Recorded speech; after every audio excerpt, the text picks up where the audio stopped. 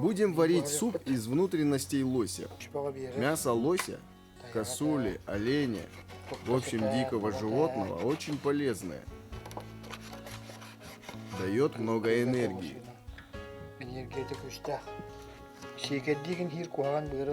Есть печень сырым категорически нельзя.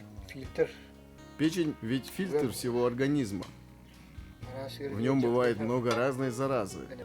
В воду положу морковь, перец, лук, и как вскипит вода, положу картофель. Затем добавлю немного лапши. Выйдет отменный суп.